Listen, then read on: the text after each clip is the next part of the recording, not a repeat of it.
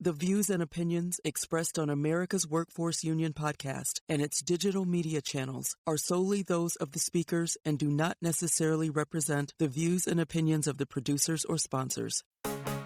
Welcome to the America's Workforce Radio Podcast, the flagship production of the American Workers Radio and Podcast Network, where organized labor and its never-ending fight to protect the rights of the American worker come first.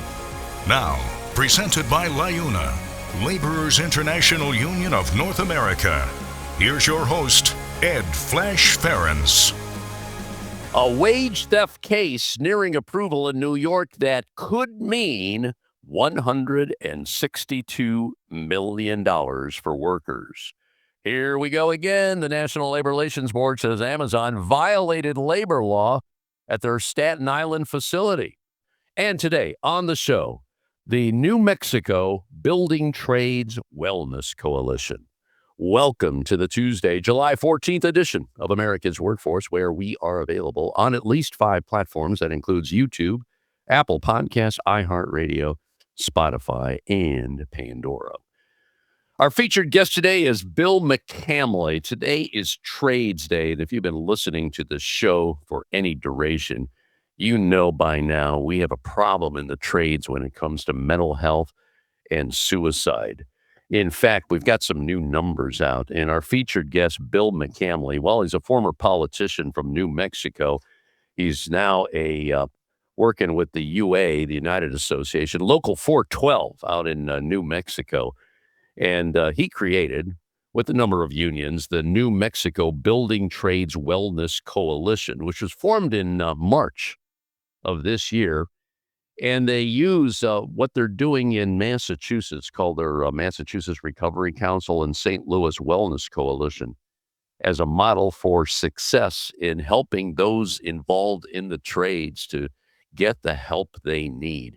And I want to tell you something about Bill. He's very frank and very candid about what's going on, especially in the trades. And right now, the stats, we've been saying it's 4 or 5 times more than the general population. Well, Bill has some new stats. In some cases, construction workers are 16 times more likely to die from either suicide or a drug overdose than from conventional workplace accidents. Something's got to be done. And that's where the New Mexico Building Trades Wellness Coalition comes to play. And a lot of unions are buying into this. The iron workers, mentioned the UA, the sheet metal workers, the elevator constructors, the painters. Our presenting sponsor, Laborers International. We've done a number of shows on this issue. And Bill most likely will become a regular on this show until we can get these numbers down. The numbers scare you. 95% of construction trades workers are men. Suicide is the 8th leading cause of all death for men. Number 2 for those in the age group of 25 to 34. 70% of opioid overdoses are men. So our featured guest today on the show, Bill McCamley of the New Mexico Building Trades Wellness Coalition. Here's the website you want to go to. A lot of information posted there, nmbtwellness.org. And now, a brief look into the world of labor. This segment brought to you by Boyd Watterson Asset Management. You can find more at boydwatterson.com. A U.S. magistrate judge by the name of Laura Ashkenazi has given preliminary approval of a settlement between New York Home Health Aides and a company called Public Partnerships. This is all part of a wage theft class action lawsuit, which goes back to April of 2025. Listen to this. As part of the settlement, Public Partnerships will pay $162 million into a fund that over 200,000 workers could seek compensation from. 162 mil. The wage disputes arose shortly after Public Partnerships assumed the role of New York's fiscal intermediary, replacing a host of other organizations. Described as a haphazard transition with an array of technical problems. Turns out many workers reported issues inputting their hours and receiving accurate pay. So this settlement right now is one of the largest in the state of New York's history and is expected to receive final approval come November. Wow, $162 million wage theft. We know that's a big issue in America.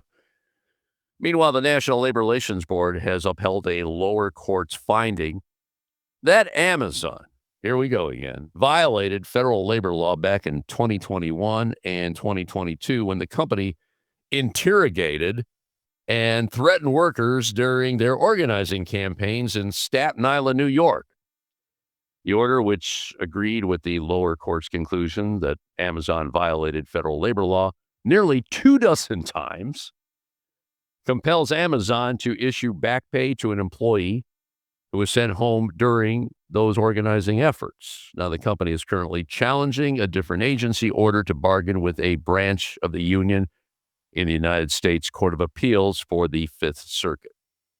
Again, this is a company that spends a whole lot of money on union busting. In fact, they're number one, well over $20 million a year just in busting unions. All right, we're going to take a quick break. When we come back, the New Mexico Building Trades Wellness Coalition. Back in a few minutes. You're listening to America's Workforce. You're listening to America's Workforce with Ed Flash Ferens. It takes LiUNA to power North America with affordable energy. The men and women of LiUNA, the Laborers International Union of North America, have the skills needed to build and maintain oil, natural gas, nuclear, solar, and wind projects that are shaping America's energy future. From new energy tech to retrofitted facilities, LiUNA members do it all. Find out what it takes to be powered by LiUNA at liuna.org. That's liuna.org. America's Workforce is brought to you in part by the United Steelworkers. You can find more at usw.org.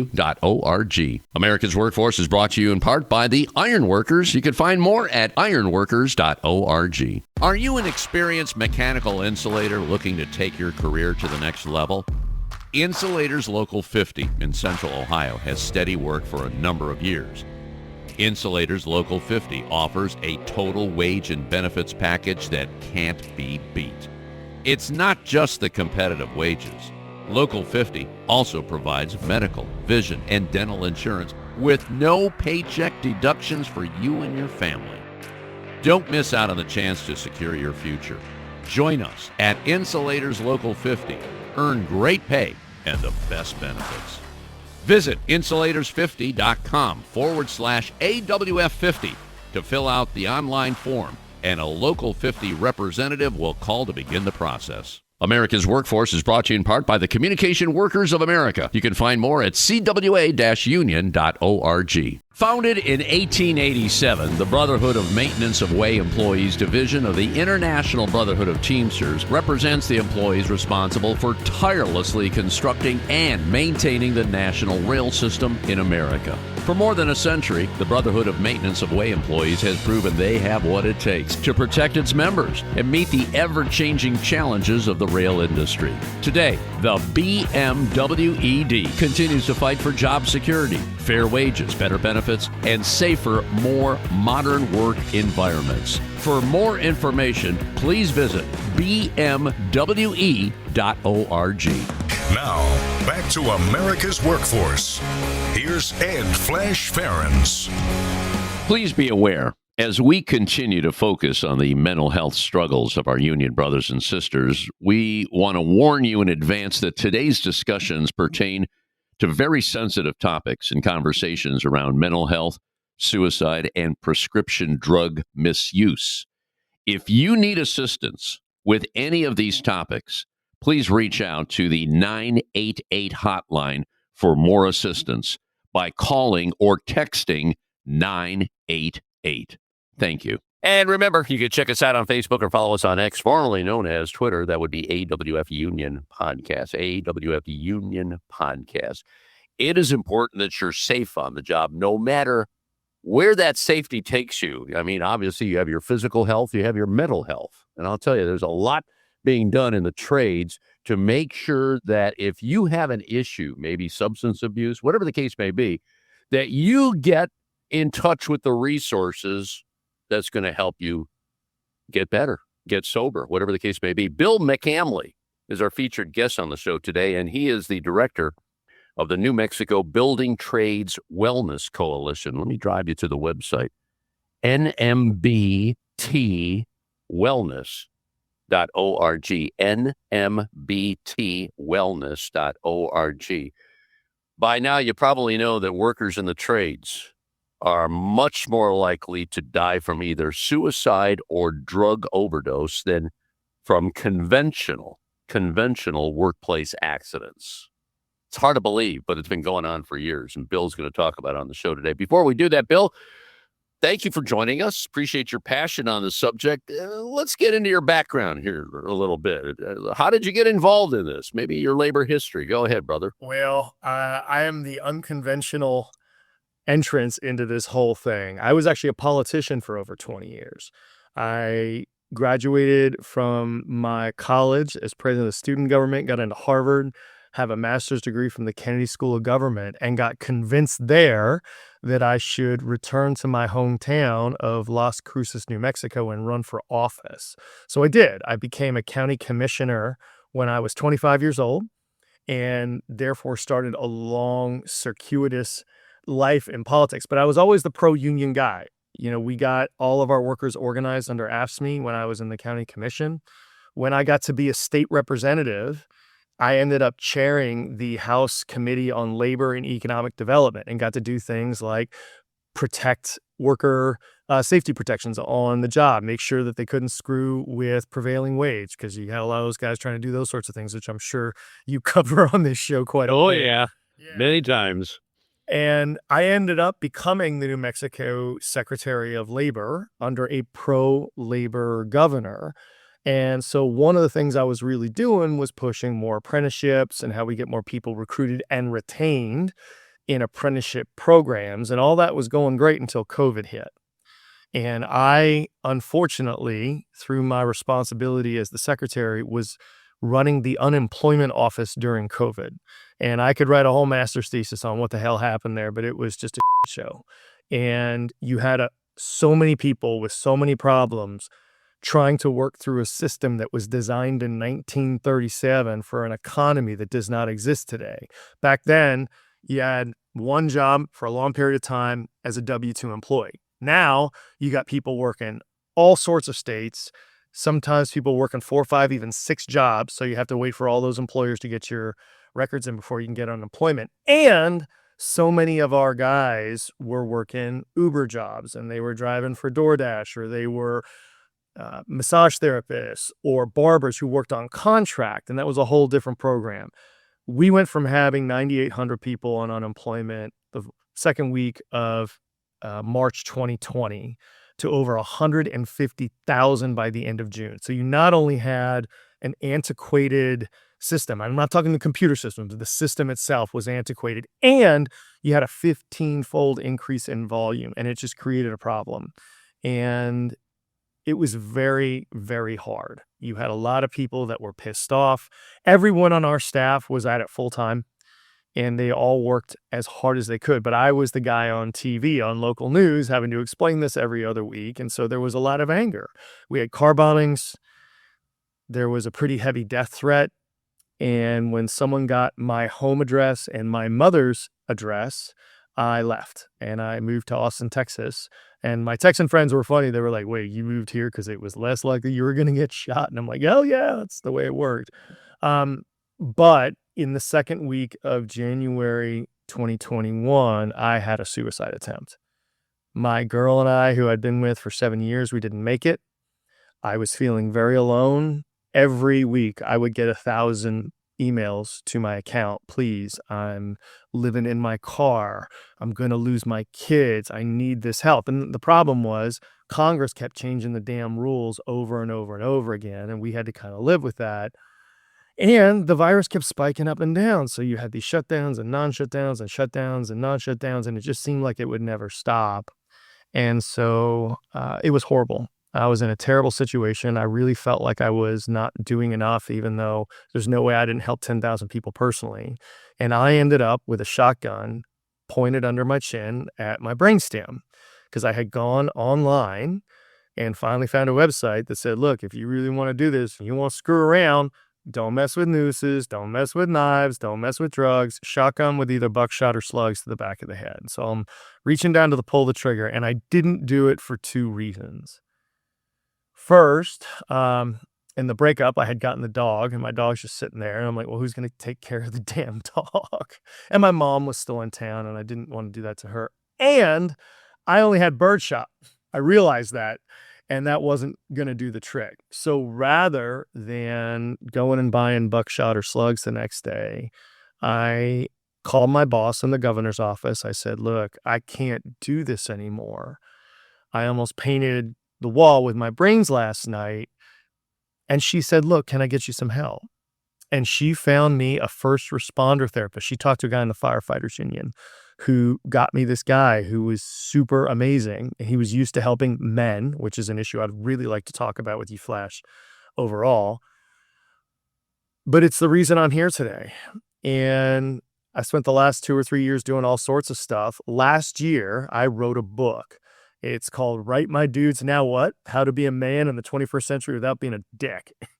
And as I was writing the book, I was talking with the president of the New Mexico Building Trades Council about another project he wanted to work with me on. And I was literally doing the chapter on mental health. And it was so hard for me because my dad was a tough guy. He's from Michigan. His old man worked the auto mill. He was in the Army for 25 years, all the check boxes. And when he had issues, he tried so hard to just deal with it internally. You know, I'm a strong guy. Real men don't ask for help. Real men don't express emotion. And it damn near got his ass divorced when I was in high school and college. And I realized I took on a lot of that process where I shouldn't ask for help. I shouldn't express emotion. And as I'm writing this chapter, it took me 3 days to even start it because it's so hard. But I finally started writing it, and I happened to be talking with the president of the Building Trades Union in New Mexico about this issue. He said, yeah, he's a UA. He said, I have 2 apprentices that killed themselves in the last year. And I said, do you want me to come talk to your guys? Because frankly, Flash, there's not a lot of guys talking to other guys about this shit. It's just not that common. You have a lot of academics that talk and they use psychobabble. You have most healthcare professionals are women, which is fine. But as a guy, you know, sometimes you feel connected to another guy. And the only problem from there is you got the guys that are talking about this are these Andrew Tates and Myron Gaines and Sneakos and all these manosphere dudes online, which everybody listens to. And their whole message is real men don't get depressed. We conquer something. We do 50 push-ups and we feel better. And that bullshit is killing our guys. It's killing our guys. And I hate it so much. So I'm writing this book to take this on, but I also realized, A, my friend over at Building Trades was saying, we got a problem. And B, no one's talking to guys. So I said, do you want me to come talk to your guys? So I worked up a 45-minute talk on men and mental health with a lot of the research I got from the book, and it seemed to work really well. One thing led to another, and now I am currently the director of the New Mexico Building Trades Coalition. So one of the things we found with the Building Trades Council is that each local has a national with different types of programs, and some of them are more advanced than others, but there wasn't a lot of communication and cooperation between the locals. And that's really sad because what is it? Whether you're an insulator, a plumber, electrician, a painter, a laborer, it's the same guys. And 96% of union construction workers are fellas. So it's the same guys with the same problems and the same overall solutions. So the concept is, how do we work together to help do more peer support? Make sure naloxone is available on every job site in the state. Make sure that contractors are participating by doing the recovery-friendly workplace thing, by giving time for peer support, all those sorts of good programs. And we found two examples across the country that are doing this. The Massachusetts Recovery Council has been going, I think, since 2021. So they've been going 4 or 5 years. They're the longest, oldest group of this. So all of us are kind of starting from scratch here. And St. Louis has a wellness coalition. And so I visited both Boston and St. Louis in the last couple months to figure out how they do things. And I'm just so thankful for their leadership on this. And we've been using them to construct something here in New Mexico that's trying to get everyone to work together. I'm also proposing to do the same thing out in Texas. I honestly believe this model is something every building trades council should look at. Again, same guys, same problems, same solutions. Let's support our brothers and sisters across the trades doing it together. We not only get to figure out what certain trades are doing that others are not, and hopefully take best practices of those, but putting in a united front with contractors really allows us to make a good argument to them that these things are worth their while and all of us care about it. So that's kind of a little bit about me. Yeah. Well, there's a lot there. And, to your point, you're talking about the attitude on this whole subject that, oh, you're a sissy if you don't get help. But, real men get help, should get help, because the help is out there and we want to connect them with that help. And that's what we're talking about on the show today. I appreciate what you're doing here. This was a giant leap here. Let's get into the specifics of this program, and hopefully more states will adopt it. Like I said at the beginning, we've done a lot on this subject, so I appreciate what you're bringing to the podcast today. Our featured guest is Bill McCamley, former politician. He's making a difference now as director of the New Mexico Building Trades Wellness Coalition, nmbtwellness.org. If you go to it, there's a lot of good information there. Real men, you need to get help. You need to get help. If you have a problem, you're not a sissy. You need to get the proper resources together for you.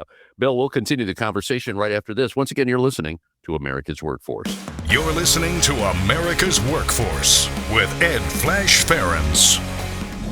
There is unity and strength for workers. We are the USW. We are the USW. The United Steelworkers. The largest industrial union in North America. We represent 850,000 members in the U.S., Canada, and the Caribbean. We work in metals, rubber, chemicals, paper, oil refining, atomic energy, and the service sector. We are steelworkers, standing strong and fighting for what's right.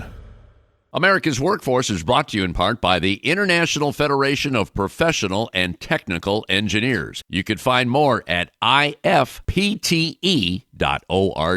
American workers are sick of struggling to get by. It's time to get ahead. In the Teamsters Union, workers are winning industry-leading contracts, historically high wages, fully paid health care, and retirement benefits you can count on. Across the country, Teamsters fight alongside our brothers and sisters to secure a better life. It's what we've been doing and how we've been living for more than a century. When we fight, we win. Join us. Be a Teamster. America's Workforce is sponsored in part by Boyd Watterson Asset Management, LLC. Find out more about our investment solutions tailored to meet the needs of Taft-Hartley funds at boydwatterson.com. America's Workforce is brought to you in part by the International Brotherhood of Teamsters, where you could find more at teamster.org.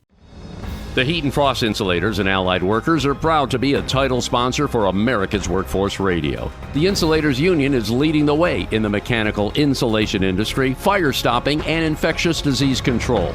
Regarded as North America's energy conservation specialists, these professionals are known for their professional work and dedication. You can learn more about the Insulators Union at insulators.org. Now, back to America's Workforce.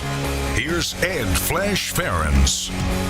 Please be aware, as we continue to focus on the mental health struggles of our union brothers and sisters, we want to warn you in advance that today's discussions pertain to very sensitive topics and conversations around mental health, suicide, and prescription drug misuse. If you need assistance with any of these topics, please reach out to the 988 hotline for more assistance by calling or texting 988. Thank you. And remember, you can check us out on at least 5 platforms. That includes YouTube, Apple Podcasts, iHeartRadio, Spotify, and Pandora. And when you get an opportunity, here's what you do. Just sign up and receive our shows on a regular basis and give us a rating. Always appreciate those 5-star ratings, so please keep them coming. Our featured guest today is Bill McCamley. Bill is the director of the New Mexico Building Trades Wellness Coalition. This is a coalition that was formed in March of this year, and they primarily use the Massachusetts Recovery Council and the St. Louis Wellness Coalition as their models for success. Well, let's get into these models here, if you will. We have a pretty broad audience here. I know a lot of the unions are real serious about this, but you're indicating there's some that, they need some help. And hopefully after they hear this podcast, they're probably going to take a deep dive into what you're doing and adopt these programs. So where do you see this? I mean, right now, this issue, and I'm seeing numbers all over the place, 3, 4, 5 times more than the general population. I'm reading here, perhaps depending on where you are, 16 times more likely in construction to die from either suicide or drug overdose. This is horrible.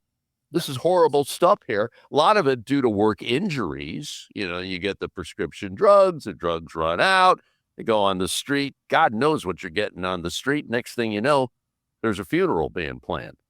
Yep. Well, we got to do something on this whole situation. But let's talk about where we are with this recovery council that you have, the 2 models. I mean, what stage are we in? Where do you see this going, Bill? Well, let's be very honest with this conversation. The last year we have numbers is 2024. 1,000 construction workers died from workplace accidents, mostly falls. There's some vehicle accidents, some electrocutions, that sort of thing. But 1,000 guys, which is still too many. But when you think about all the training that our guys go through, they take their OSHA classes, they do their toolbox talks. There's all of this focus on workplace accidents. And it's generally worked. 1,000 is too many, but from an overall perspective, it's pretty good. 5,000 of our guys killed themselves in the same year. 11,000 of our guys died by overdose, mostly opioids, mostly fentanyl. So when you add those numbers up, our folks are 16 times more likely to die by either suicide or overdose than workplace accident. And so what we are trying to do, what we feel strongly and passionately about, is if we are not taking mental health, wellness, substance use issues as seriously as falling off a damn ladder, then we're not addressing the items that are killing our guys the most, period.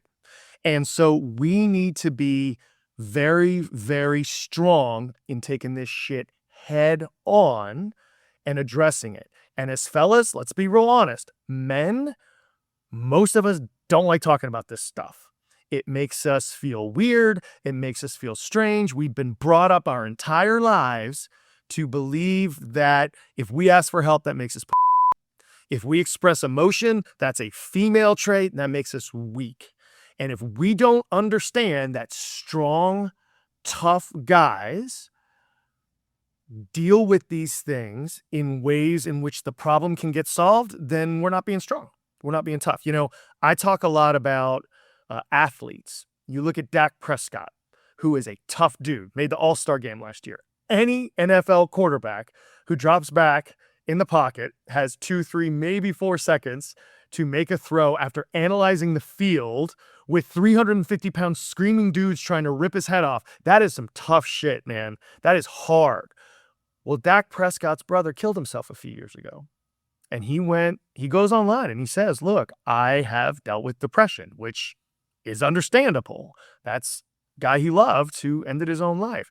And you have some people out there like, well, you're weak. No, brother. That's not weak. That's getting better.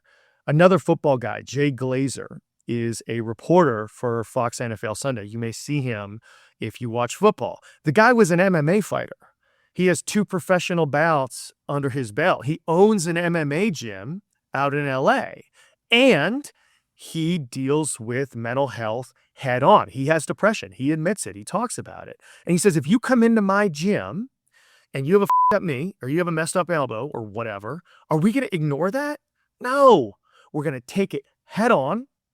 We're going to fix it so we can get you back into the ring. Boys, our mental health, be it depression, stress, anxiety, substance use that comes out of that, it is just like fixing a messed up knee or a messed up back. And we have to treat this like it's an injury. And again, tough guys do the hard thing. I tell people all the time, I talked to you a little bit about my father. He didn't deal with his stuff well. His PTSD came back from Vietnam, my senior year of high school, freshman year of college. And he wouldn't deal with it. Now, luckily, he never got into the booze like most Irish Catholics. We like going into the Jameson. But he never did that. But he let it build up inside of him so much that he became pissed off all the time. He became angry all the time. He was a terrible person to be around. My mom almost left him. And my uncle finally had a come to Jesus with this guy and said, look, Mike, what the hell are you doing? Your kids don't want to talk to you. Your wife's about to leave you. Your family's about to fall apart. And my father, for some reason that got through to him, went to the VA, got into a speech support group with a lot of his old Vietnam buddies, got on Lexapro, which is a mild antidepressant, helped with his OCD. And my dad got better. I tell all these guys, my dad was a paratrooper in the 101st Airborne. He did 2 tours of duty in Southeast Asia. He has pictures in Cambodia, even though we weren't in Cambodia, apparently. Those sorts of things. And the toughest thing my paratrooper father ever did was take his mental health issues head bleeping on, deal with it, got better so he could save his family. So that's really the message we want to get out to these guys is if you need help, ask for it. And how do we, in the labor movement, put together the structural support in a lot of different ways, which I can talk about if you want, so that that help is available. But the message has to be first and foremost what we target, because our guys a lot of times won't ask. And if we don't ask, they could be doing fine, and the next day they're dead. And that's not good enough. Bill, as you know, the trade's primarily male, all right? But that being said, we're seeing more and more females enter the trades because the trades are changing. They're realizing, oh, maybe we should provide childcare. Maybe we should provide maternity leave. And that's happening. My question to you, do we have any numbers on women that might have got a work injury? Is it dramatically different than men or what? What do we know about that? So we know in society, in regular American society, the data shows that men are 3.5 times more likely to kill ourselves than women, 3.5 to 4 times. 75% of suicides are fellas. And when you get into the trades, that number actually goes up, as we talked about. When you combine construction trades with mining, which is what the CDC does, that is the highest rate of suicide and the highest rate of death by overdose in the country by profession. And frankly, it's not close. What I tell when I'm giving my talks, when I tell the ladies is females overall, women overall are less likely, much less likely to kill themselves in the general public. But women in the trades have elevated numbers of suicide and death by overdose. I got asked to give a suicide prevention class. I'm an instructor for the Vital Cog program, which is what the UA uses in terms of their construction specific program for their guys. And I got asked to give it to one of our contractors because they had a suicide back in May, and that was unfortunately one of their female staffers. And so it is an issue with women as well. Furthermore, one of the things we talk about when we look at suicide, why it happens, there's a psychologist named Joyner who came up with this model for suicide. And it's a basic Venn diagram. You have 3 circles coming together. And it's, do I feel alone? Do I feel like I'm a burden? And can I do it? And the last one means, have I worked myself up emotionally into a spot where I can do this? And do I have the means? And since 90% of the guys out there have guns, they obviously do have the means. However, the alone thing is the one I like to focus on the most. We in organized labor, and I'm a member of UA Local 412, one of the best decisions I ever made, we should never, ever, ever feel alone. We call ourselves brothers and sisters because we're supposed to be part of a family. And that alone thing should never happen with us. A lot of times when women go on the job site, 96% of frontline construction workers are fellas. And I talk about this in my class. I'll teach these 20 or 30 people at a time, and there'll be 2 or 3 women in there. Do you guys sometimes feel alone? Yes.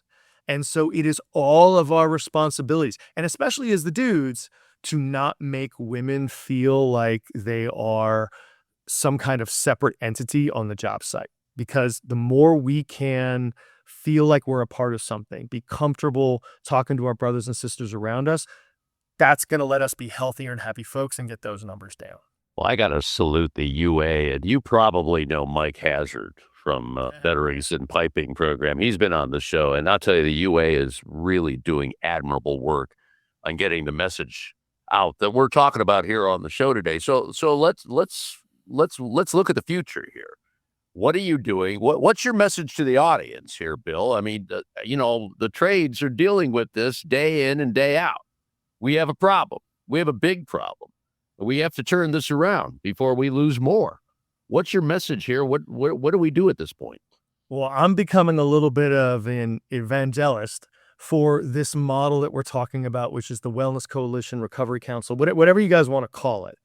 When building trades councils put these structures together that allow trades to work together, you get 3 things. Number 1, you get increased awareness. When everybody's rowing in the same direction, you can make sure that you're getting economy of scale and things like putting posters out on job sites, making sure that there's joint websites like the one you read out for New Mexico. That's hard to do when you have every local just doing their own thing on a community basis, partly because it just takes a lot of time and partly because people got other stuff to do, man. They're worried about contracts. They're worried about their members. They're worried about all the things, paying for their halls, all those things, right? So when you form coalitions, it allows us to get more marketing out there and be more effective in messaging this stuff. That's number 1. Number 2, it allows you to learn best practices from one another. I'll give you some examples. I'm so impressed, and I'm a UA guy, so take this for what it is. The sheet metal workers have an amazing national program. They call it Smart Map. There's a guy named Chris Carlaw who runs it.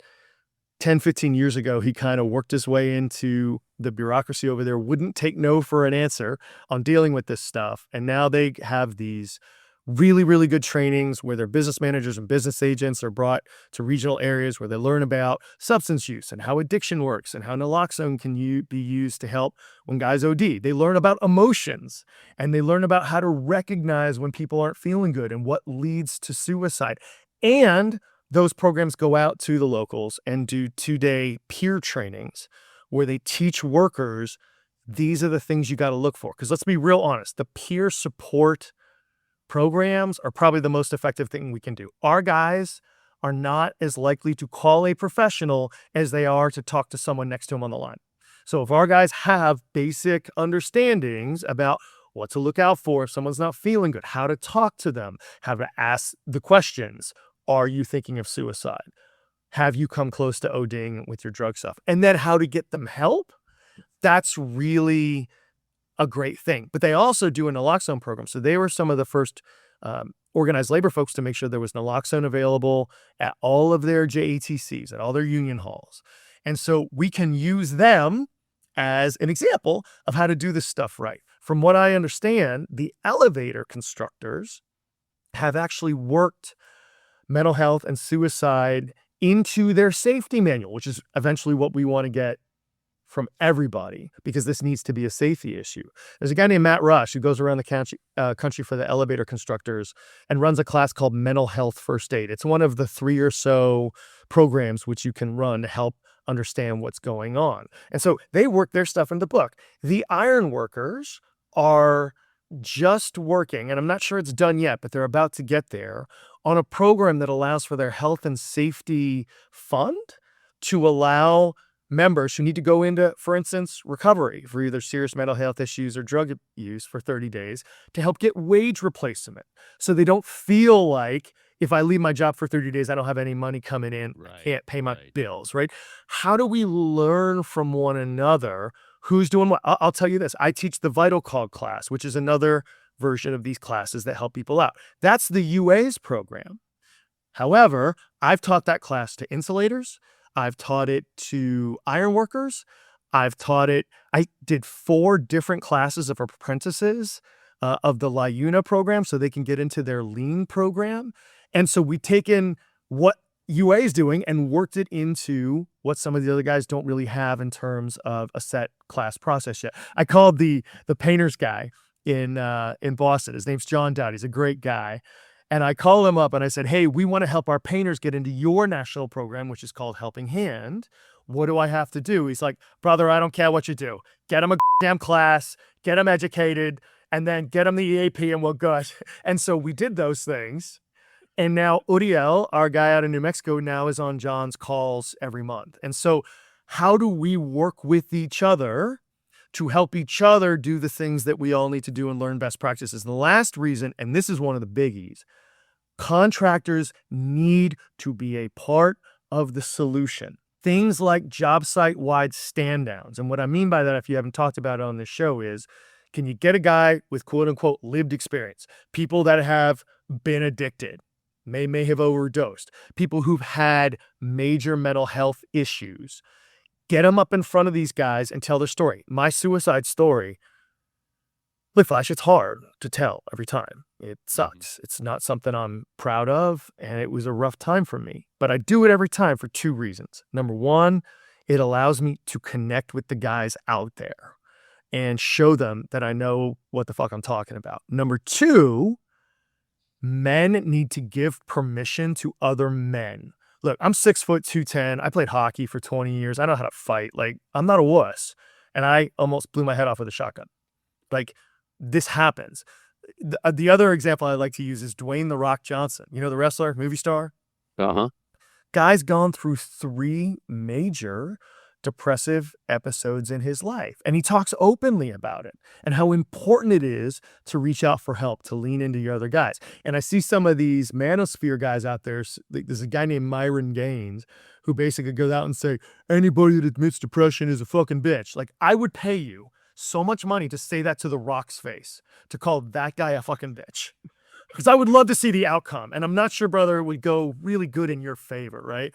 But to make sure we have those opportunities for men to stand up and talk to the other guys about the problems that they have so that they have permission to then open up. You know, I talk about these things all the time and I get some good interaction during the talks. But universally, after I've done, and I've talked to thousands of guys by now, I have people come up afterwards. Hey, I'm in recovery. Thank you so much for talking to me. Hey, brother, I'm a veteran. I had some friends that went through some stuff. Thanks for doing this. Hey, I just had a couple of guys a couple of weeks ago at an insulators class I did saying we were up working in in Minnesota. We had a roommate who was fine, planned everything out, came back, he had shot himself. And so allowing ourselves to do that is one of the main effective things we can do, but you need contractors on board to give them the time. You need contractors on board to give people maybe 4-hour slots to do the peer training. You need contractors on board to help fund these programs. So if there's contractors listening to this, let me say this. For every $1 you spend as a contractor on these types of programs, suicide prevention, substance use, you get a $1.50 rate of return to your bottom line, because it's bad morally when someone kills themselves. It's bad morally if someone ODs, but what's the cost? You got to pay for all the stuff in the aftermath. You got to train new guys to come up and fit into those teams. Those new guys are not going to be as productive right away. They don't know the teams as well. They don't know your processes as well. They may be younger and still learning this stuff. And even if they don't die by overdose or kill themselves, if they've got mental health issues, if they've got substance abuse issues, if they're gambling addicts, dealing with this head on and getting them better means they're going to show up more. So absenteeism is going to go down and they're going to be more productive and effective on the work site. And so making sure we can talk to contractors as a team in our states and in our communities is one of the biggest benefits that these coalitions bring to the table. Bill, I heard you were a good guest. I didn't realize how good you are. And I'll tell you, I'm so glad you're no longer a politician because you're making a big difference here on this show. There's so much to unpack in this podcast today. Hopefully, it's going to generate the response that we all want, and it is to stop the madness right now, to stop it. There is a lot of help out there. There's a lot of help. Don't be a sissy. Get the help that you need. If you see something, say something. We do so much on this. The American Legion has this Be the One campaign, which we've talked about on the show. And, veteran suicide, it's atrocious. But we have to do something about it. And I want to tell you, let's reconnect here. Let's do this on a more frequent basis. I love your energy. And hopefully more unions are going to sign on because they have to do it as well as the contractors. We want both. We want both sides to benefit on this whole thing. Well, it's funny. You talk about recovery. Some guys are in recovery from meth. I'm in recovery from politics. It's fairly simple. But yeah, I would just encourage, if you are a member of a building trades council, you can reach out to me. You can reach out to David Scott, who's with the elevator constructors in St. Louis. He's kind of helping organize the wellness coalition. There's a guy named John Gall, who was a carpenter for years, and he is a PhD now in psychology, working with them. You can reach out to Danny McNulty in Boston with the Massachusetts Recovery Council. All those folks have been so good working with me, talking about how they've made this structure work and the benefits that come from it. I would just encourage anybody out there in a building trades council that's involved to really look into doing this because, again, those three benefits, the increased marketing, the learning best practices and support for one another, and the working with contractors on a very unified basis, those things bring benefits to the table. And here's the other thing. We've actually made progress, Flash, on the naloxone issue. Overdoses actually came down in the construction industry. A few years ago, it was 16 or 17,000. Now it's 11. That's still way too damn many. But it's better because doctors aren't giving fentanyl out as much like it's candy, because there's naloxone on all the job sites, because we're learning to recognize that these are an issue and guys are being more okay asking for help and going to recovery services when they need it. However, last year suicides went up. It wasn't a lot, but the numbers are going in the wrong direction. And a lot of it is, frankly, some of the younger kids, they're not drinking as much. They're not using as drugs. It's the damn cell phones. And they're becoming more and more withdrawn because they'll doom scroll 6 hours a day. Teenage boys sometimes doom scroll 6 hours a day. And when you're not doing that, you're not doing real life. And remember, we talked about being alone as one of those three-legged stools to worry about mental health issues. All those issues, the gambling is now 48% of men between the ages of 18 and 49 have a casino on their phone, have a sports betting app. And 20% of them admit to over gambling their budgets. And gambling addiction is the number one addiction that leads to high risk of suicide. And so we need to deal with these things. You talked about veterans. Veterans, the number 2 cause of death for veterans as a whole is suicide. Men between the ages of 26 and 35, it's the number 2 cause of death as well. So all of these things come together in the construction trades. And again, we're starting to do a much better job, but we can do more. And that's what I encourage folks listening to this podcast to think about and then do. Well, here's what we're going to do as we move on from this podcast. I want to talk to the unions that you mentioned. And I'm going to start off with the sheet metal workers. You said they have the gold standard there. Also, the elevator constructors. That came up in a conversation with the American Legion, that we did a story on that. The painters, the iron workers. Iron workers are sponsors here, the Great Lakes District Council, and of course, our presenting sponsor, Labor's International. So we'll stay on this subject. And please, please, please keep us posted on anything new. Let's drive everybody to the website as we button this up. It's nmbtwellness.org, nmbtwellness.org. Our featured guest today, Bill McCamley. Bill, you take care, stay safe, and stay in touch. Okay, brother? Thanks, Flash. One last thing. If you're having problems, 988 is the National Suicide Awareness Line. It is anonymous. It's free. You can call or text 24 hours. And if your local has an EAP, an Employee Assistance Program, that's what that's there for. So make sure you have the number with you. It's on posters in everybody's halls. Get that number and keep it with you, not only for yourself, but the guy next to you might need it as well. Thanks for having me on, Flash. Appreciate you. And that'll be it for yet another edition of America's Workforce. Coming up tomorrow, the Communication Workers of America and the Ohio AFL-CIO. Until then, all of you have a safe and wonderful day. That concludes another episode of the America's Workforce Radio Podcast. Thanks for listening, and be sure to subscribe so you never miss a show. America's Workforce is a production of Labor Tools and BMA Media Group. Find out more information online at labortools.com.